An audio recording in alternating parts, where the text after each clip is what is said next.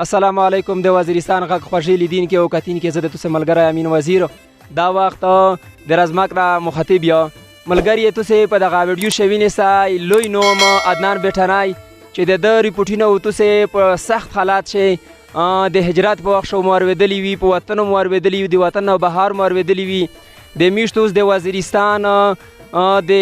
وزیرستان د خلک د سترګې تیر عدنان بیٹنای دا وخت د میشتره په پروګرام وزیرستان غږ شي نوستای. عدنان صاحب په ټول نامخ خو د زه شکریا ادا کوم چې د میشتره د خپل قیمتي ټیم وایس او د میشتره د نوسته وکړه. مهرباني یو خو تا دا غټ ټکی استعمال کړی چې ډېر لوی نوم لوی خلک خو نه یو، موږ خو ډېر ادنا خلک یو. له ادنا نه مو خپل کار را اخیستی دا او روان یو سره. او صحافت دا کومه خبره ده کوي دا موږ فریضه ده او دا حقوق دي او دا به موږ خامخا د هر صحافي رایټس دي، لکه دا به هر سړی پوره کوي. اوس که څوک نه پوره کوي هغه ځان ته خبره ده، خو یو صحافي په حیثیت باندې دغه ذمواري په ما باندې تاسو اوښتې دي او ما به دا په هر حال چې کولی. عدنان صاحب تو خو خپل منډه ترړې د میش د وزیرستان د خلک د پرواهلي دي،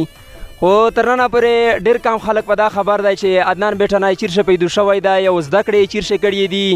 او د صحافت سره امیر څه مصروفیات لري او استوګنه یې په کوم ځای باندې دوی دغه مختصر تعارف ته وکړي. زه خو پیدا شوی په ټانګ ضلع حیدر کلي چې ابتدایي زده کړې یعنې چې کوم هغه اولنۍ زده کړې وې هغه په خپل کلي چې کړې دي.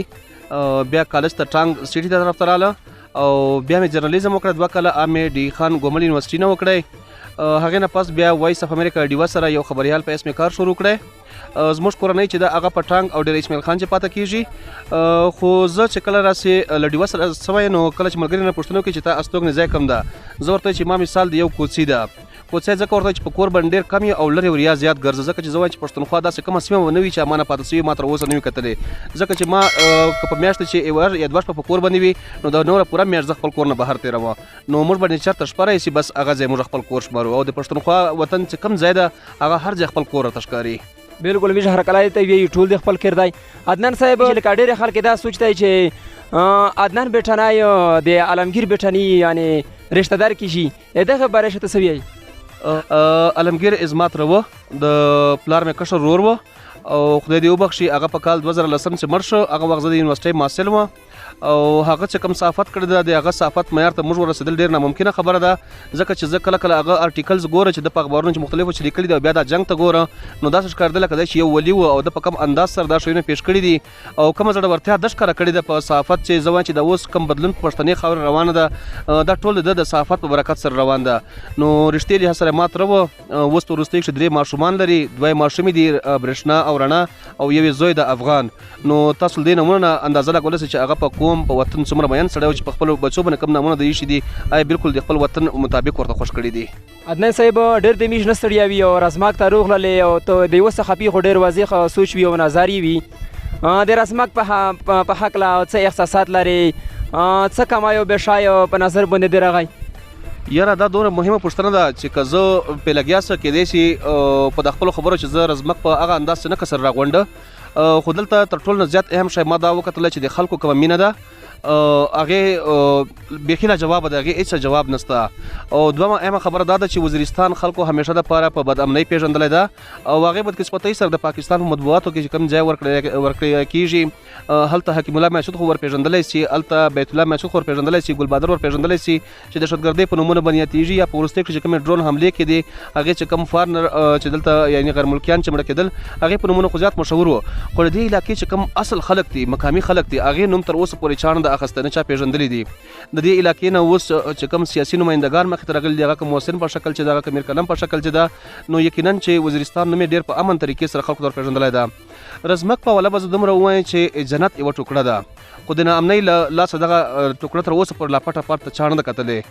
ځکه چې پرون موږ ورته راګډ شولو دغې علاقې ته نو زه ورته خپل حیران سله چې خلک د نورو علاقو نومونه اخلي که سوات ته که کالام ده که مري ده که کاغان ده هلته غرونه زیات دي خو هلته پلین لکه پلین ایریا چې ده نسته. په رزمک چې پلین ایریا ده غرونه ده بیا غرونه غټ خصوصیت دا ده چې څلور طرف ته غرونه دي او غرونه مکمل طور باندې شنه دي له بوټو نه ډک دي.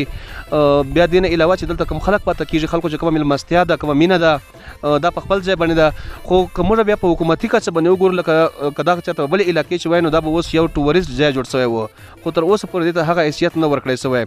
بیا دلته موږ یوه بله اهمه خبره وکتله اهمه خبره دا وه چې پرون موږ راتلو نو لارې یو سړک خو تېر سوی ده خو چې کومې دغه ښایست طرف ته لارې ورغځېږي په هغه لارې ټوله بند دي قبضه دي لکه موږ خپل کوشش وکړه چې موږ دلته پاس یو غره سر ته وخیزو الکسندر ته چې موږ لاړو په هغې موږ نه پرېښولو چې دلته اجازه نشته هلته صرف یوازې پوځ چې کوم موجود ده هغه په دې باندې تګ راتګ کولی شي بیا دغسې چې موږ پټ ځای راته تلو کوشش وکړه نو هلته په چیک پوسټ باندې موږ ته وویل شو چې تاسو مخته نسو تللی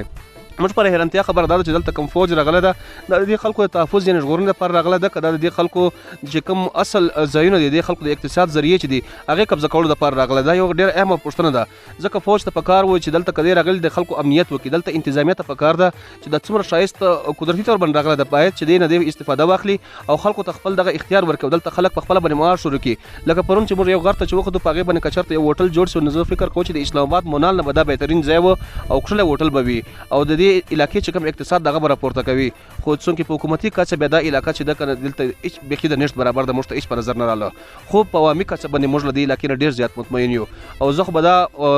چې له دې ځای نه لاړ سو دا مې یقین ده چې انشاءالله د دغې علاقې دپاره به دومره کمپین کوو چې کم از کم د هر سړي ذهن ته دا خبره ورسېږي چې رزمک چې دا څرنګه تاسو پېژندلی د رزمک یوه داسې علاقه ده چې هغې ته باید هر سړی ورسي او هر سړی په خپل مایند سره وګوري ځکه چې دلته اقتصاد تباه ده چې اقتصاد نه وي نو خلکو معاش په نه وي چې خلکو معاش په نه وي نو دلته به ترقي نه راځي نو څومره زر اوس چې دې علاقې ته ترقي راشي عدنان صاحب ستړیا ودې نه که آخري پوښتنه